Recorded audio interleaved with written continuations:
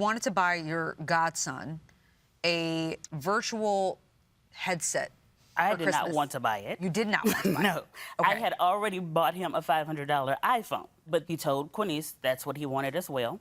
And so she asked if we were going to go half. And I said, why? Well, why would you ask why? I did not feel he needed the game Oh, you didn't want to buy it at all. You No. were just, okay. So, but at some point you agreed Yes. to go half. Yes. Okay. What was the conversation like in terms of how much to spend on the There overall? was not a conversation. amount? She asked how much the game was. I sent her a picture of the game. A virtual headset is different than a game, or It's all in one, apparently. Okay. It's like this virtual reality game headset where you could put it on and you're like in a virtual reality zone. So he takes up the whole basement playing it. Okay. But he is my baby. And so I agreed. I sent her how much it cost. And then after I purchased it, I sent her the receipt of how much I spent. Okay, And that is Quanyce, you also say there in was the- no receipt.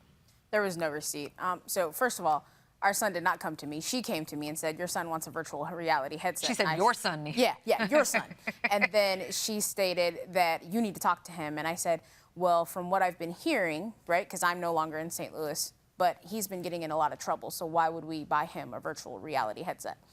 And she said, well, you know, that's between you and him. So when I called him and I said, do you think you actually deserve this? And he said, well, Mom's not getting me anything for Christmas. So then I went back to her and I said, well, if you're not getting him anything, why do I have to? He's been bad. And so she did send me a screenshot of an Amazon of saying it was like $400. And I said, I'm not buying him a $400 VR set.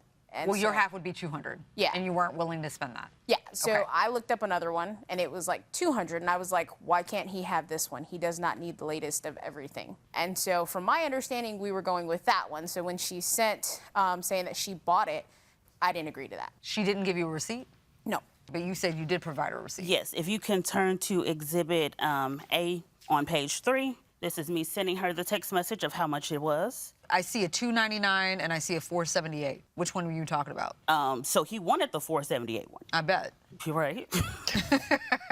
And so then that's when she asked, are we going half? And it cost how much The total? total was $413.22. So she did provide you a receipt. I don't have that. Did she Because say? we had a conversation that I wasn't spending that kind of money on a VR headset. But did she tell you that she was going to buy the one that you actually suggested? She did not. Okay. Talk about this money that you claim she took from your account. So January 10th, this is after January 2nd, where she told me she would pay me for the game, and she told me she would pay me on the 12th. On the 10th, I received a email saying that she changed her Zelle information, which prompted me to look into my account. When you were married, you had a joint account? Mm-hmm. When you divorced, everything was separate? Yes. How could she have taken money from your account if it was separate at this point? So I was under the assumption that it was separate. So she handled the divorce. I just signed off on it. So she told me all of the accounts were closed and separated. This was an account we did not use. Only the foster checks came to this account. The state was not very quick with trying to get it switched over. Every time the money would hit the account, I would move it out. So it was never an issue. Okay. And when the check hit, it was about $4,000 in there. And when I went in after getting the notification, I saw that she Zelled herself $3,500. And that is also in the Exhibit E, where it shows that the foster payments, but it also shows the bank statements where the money was put into the account January 10th. And then on the last page, the last exhibit, it shows that she Zelled herself $3,500. Judge Juarez. So this is clearly a joint account still. There's no doubt about that, right? The bank statements clearly show both of your names as the owner of the account. Yes, ma'am. Okay.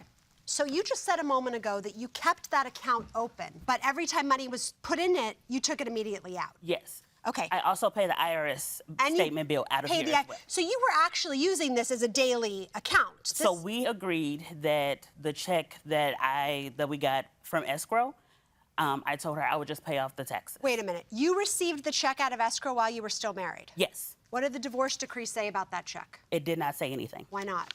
I'm not sure. I was under the impression that it was going to be split in half from our realtor at the time. But the divorce decree was silent on this escrow check. Yes. What did the divorce decree say about the IRS debt? This is the first time I've been divorced. This is the first time I've been married. I just paid the man. She wouldn't help with the divorce. And I put it all on a credit card. I was just trying to get out Got it. at this point.